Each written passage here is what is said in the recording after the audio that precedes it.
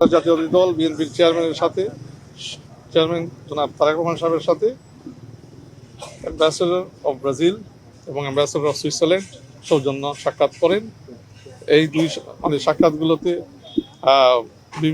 অত্যন্ত কোডাইলভাবে অনুষ্ঠিত হয়েছে, বিভিন্ন এক্সচেঞ্জেস হয়েছে অ্যারাউন্ড ট্রেড অ্যান্ড ইনভেস্টমেন্ট। যেমন ব্রাজিল ল্যাটিন আমেরিকাতে একটা large economy, one of the largest economies in the world, top 10 economy.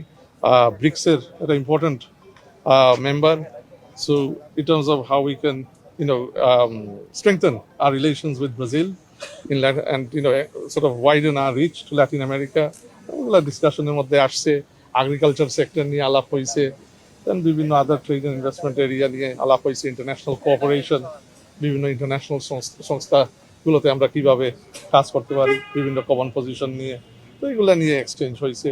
Similarly সুইজারল্যান্ডের সাথে technical education, vocational education, skills development নিয়ে আলোচনা হয়েছে এবং অত্যন্ত সৌজন্যমূলকভাবে তাদের আগ্রহ ছিল বিএনপির চেয়ারম্যান জনাব তারেক রহমান সাহেবের সাথে দেখা করা এবং তাদের সরকারের পক্ষে আবারও ম্যাডামের কন্ডোলেন্স মেসেজটা ওনাকে ব্যক্তিগতভাবে জানানো, তারা জানানোর একটা সুযোগ পাইল।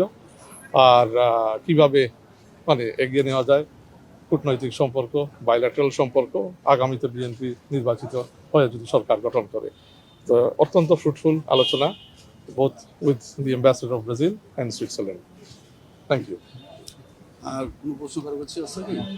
Thank you. আচ্ছা, এই যে কূটনীতিকদের সাথে বৈঠকগুলো, এটা কি আগামীতে চলমান থাকবে কিনা? আসলে বেশ কয়েকটা দল কিন্তু দেশের কূটনীতিক প্রতিনিধিরা এসে কিন্তু আমরা দেখেছি যে গত দিনেও তারা এসেছেন, সাক্ষাৎ করেছেন। দেখেন, কূটনৈতিক আলাপ আলোচনা তো সবসময় অবত থাকবে। এখন যে আগ্রহটা দেখছেন কূটনীতিকদের মধ্যে, ওইটার প্রেক্ষাপট তো আমি বলতেছি, গত দুই ব্রিফিংয়েও বলছি যে তারেক রহমান সাহেব 25শে ডিসেম্বর যখন ওনার ঐতিহাসিক রিটার্নে বাংলাদেশের মানুষ যেভাবে সাড়া দিয়েছে ওনার নেতৃত্বর প্রতি, এই আগ্রহ দেখেই তাদের আগ্রহ আরও বাড়ছে এবং বিশেষ করে আন্তর্জাতিক মহল ওনার পরিকল্পনা, ওনার নেতৃত্ব, কিভাবে আগামীতে বাংলাদেশকে নিয়ে যাবেন বিএনপি ক্ষমতায় আসলে, ওগুলোর প্রতি আরও আগ্রহ বাড়িয়ে দিয়েছে এবং এর জন্য আগ্রহ নিয়েই ওনার সাথে ওনারা সাক্ষাৎ টাইম তারা চাচ্ছেন। তো ওইভাবে আমরা বললাম, তো ইভেন সাপ্তাহিক ছুটিতেও দেখছেন আপনারা, বলতেছি অনেক ক্ষেত্রে আমরা শুক্র শনিবারেও মাঝে মধ্যে মিটিং দিচ্ছি।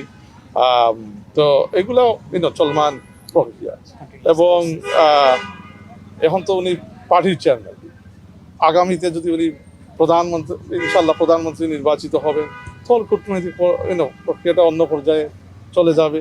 পার্টি আর গভর্নমেন্ট তো এক জিনিস না, এটা two distinct things. Running a country and then দেশের ন্যাশনাল ইন্টারেস্টের ভিত্তিতেই আমরা যেটা বলে আসছি, আমাদের ফরেন পলিসি আমরা কন্ডাক্ট করব।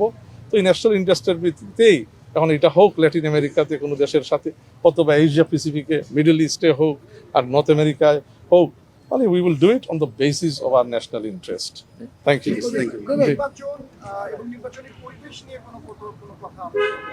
না, আজকে ওই রকম কোনো আলোচনা হয়নি।